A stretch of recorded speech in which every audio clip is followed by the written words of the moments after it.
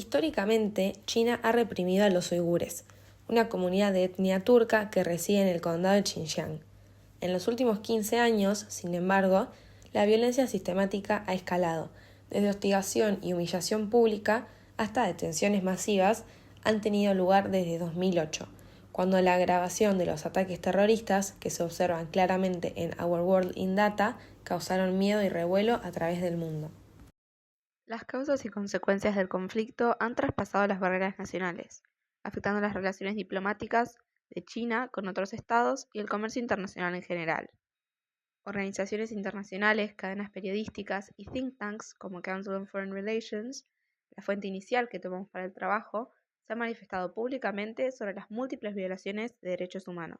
La atención e intervención internacional ha convertido este conflicto en un factor trascendental a considerar por los estados al momento de interactuar entre sí, y más relevante aún con China.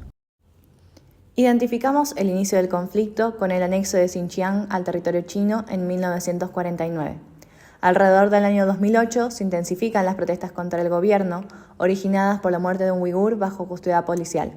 Además, un punto de inflexión es el año 2009, donde, tras la inmigración forzada de la población Han hacia Xinjiang, los uigures se manifestaron en Urumqi y la represión causó más de 200 muertes. En 2014 comienzan las campañas de reeducación forzada de uigures en Xinjiang, junto con la construcción de nuevos campos de reeducación y expansión de instalaciones de detención masiva.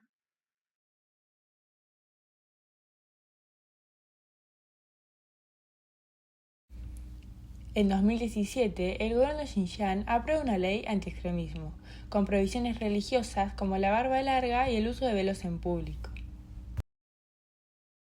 Debido a la difusión internacional del conflicto, China libera a muchos de los detenidos y declara la graduación de quienes se encontraban en campos de reeducación a fines de 2019. De todas formas, la repercusión a nivel internacional aumentó.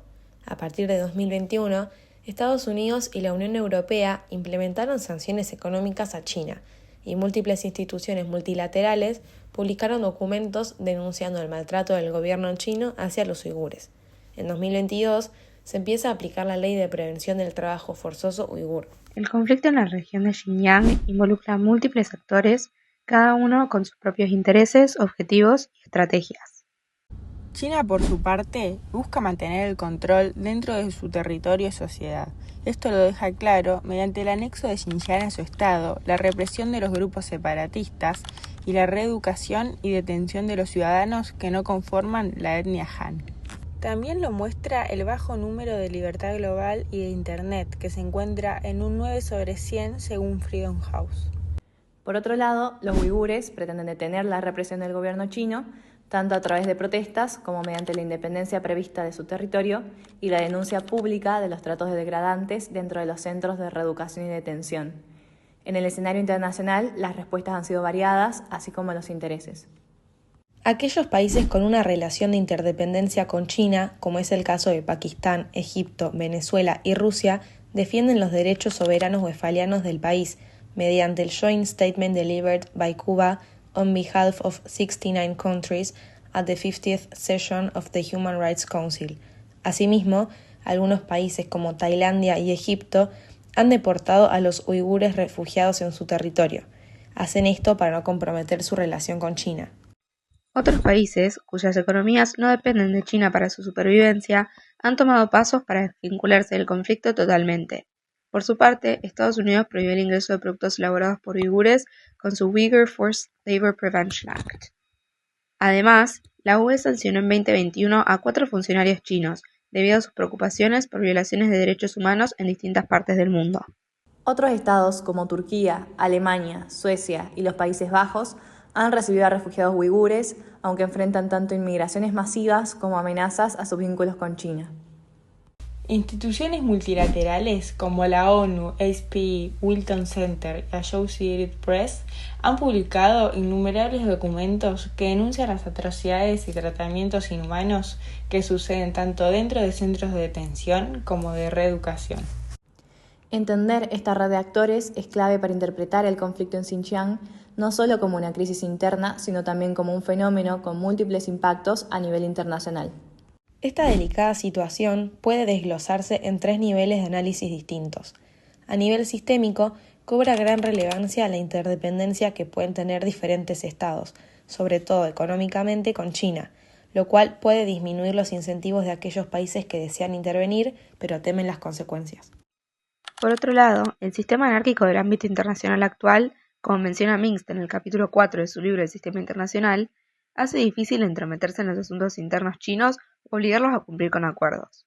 Sin embargo, es posible movilizarse y un ejemplo es la ley estadounidense en la cual se prohíbe la importación china de productos de mano de obra uigur. Las instituciones también tuvieron un papel importante.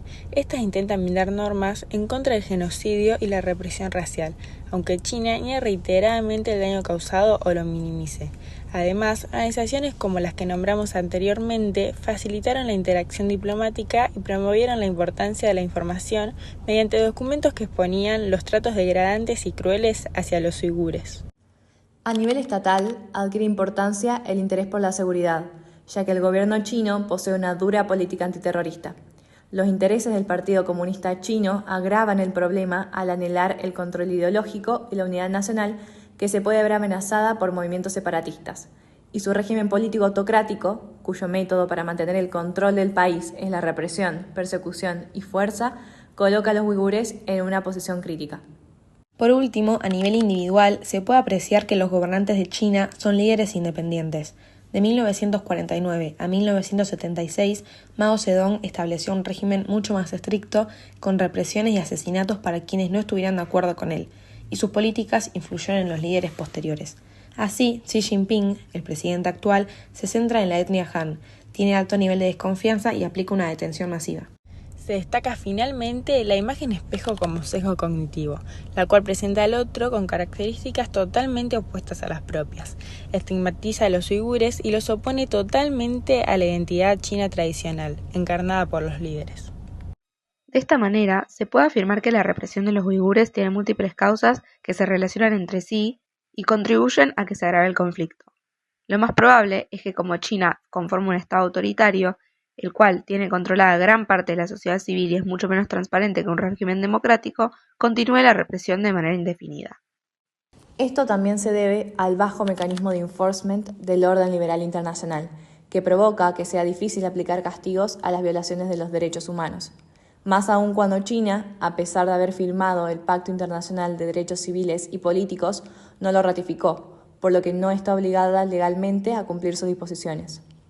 Un escenario más extremo sería que el conflicto escale hasta desembocar en una guerra civil. Al considerar que parte de los uigures son un movimiento separatista y que otra parte busca cambiar las políticas del país, se puede percibir que son un grupo insatisfecho que, si alcanzan un límite de hartazgo o reciben alguna ayuda extrema, pueden plantearse un conflicto armado. Además, se debe tener en cuenta los factores a nivel de grupo. Al tratarse de un grupo étnico sólido, tienen creencias ideológicas y religiosas muy fuertes que los unen. Por último, una mirada más optimista consiste en confiar en el soft power como mecanismo para reducir la represión. Si los diversos países se deciden a aumentar sanciones económicas y boicots, condicionar acuerdos comerciales con algún tratado referente a los derechos humanos, y las redes de activismo internacionales contribuyen al enforcement, por ejemplo, mediante el naming and shaming o el fortalecimiento de las redes de monitoreo, se puede llegar a un mejor resultado. Sin embargo, como ya se planteó, la economía de muchos países está vinculada con China y les sería muy costoso enemistarse con ella. Así en China, los derechos humanos de los uigures, derecho que cada individuo debería tener por el solo hecho de ser humano, están siendo violados. La represión y el maltrato se fundamenta en la idea de que este grupo atenta contra la supervivencia del gobierno y el conflicto no muestra señales de resolverse pronto. Es por esto que se trata de una situación muy delicada, en la que los demás países deberían actuar con cautela antes de que sea demasiado tarde.